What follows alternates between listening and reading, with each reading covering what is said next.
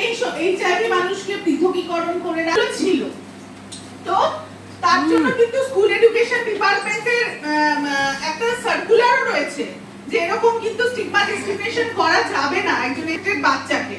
কিন্তু তারপরেও বিভিন্ন ধরনের আমাদের কেসগুলো শুধু এখানে নয় সারা ভারত জুড়ে, এবং তারপরেই কি ছিল ইন্ডিয়াতে।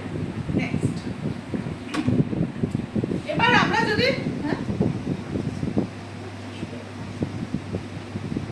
2017 এটা হচ্ছে central legislation and came into effect September 10 into effect কবে থেকে 18। তার কারণ হচ্ছে লোকসভা এবং রাজ্যসভাতে 2017 তে এই আইনটা পাস হয়েছিল, তাই জন্য আইনটার সঙ্গে 2017টা জড়িত।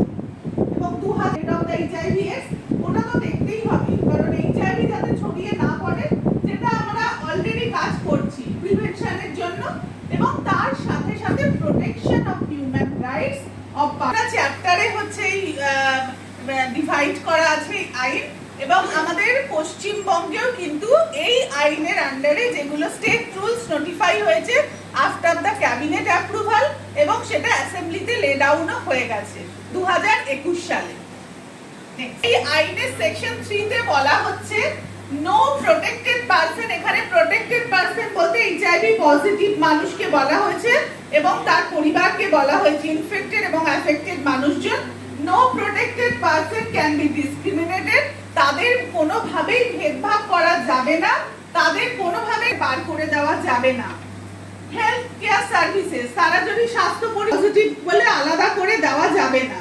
পাবলিক প্লেসে তাদের কিন্তু সমান রাইট আছে একজন সাধারণ মানুষের মতো। Educational establishment, school college university, সেখানে মেধার ভিত্তিতে তারা যদি সিলেকশন আটকানো যাবে না, বা তাকে এডুকেশনাল ইনস্টিটিউট থেকে মানুষের যা রাইট আছে তারও আছে। তার প্রপার্টিতে সেম রাইট আছে, 5টা ভাই যদি হয় 4জন নেগেটিভের যার রাইট আছে, একজন পজিটিভ ভাই তার সমান রাইট আছে, সে সম্পত্তি সমান ভাগে পাবে। দেখা যায় যে হসপিটালে কিন্তু সংশোধনাগারের গাড়ি করে নিয়ে আসা হয় পেশেন্টদের, সেখানে তাদের ওষুধ দেওয়া হয়, ওষুধ নিয়ে তাদের আবার নিয়ে যাওয়া হয়। কোন জায়গায় চাকরি পেতে হলে এডুকেশনাল এস্টাবলিশমেন্টে এটা নয় যে আগে তাকে দেখা হবে সেই এইচআইভি পজিটিভ কিনা, তারপর তাকে বিভিন্ন বাহানায় বার করে দেওয়া হলো, তাকে ভর্তি দেওয়া হলো না স্কুল কলেজে, বা তাকে চাকরি করতে দেওয়া হলো না।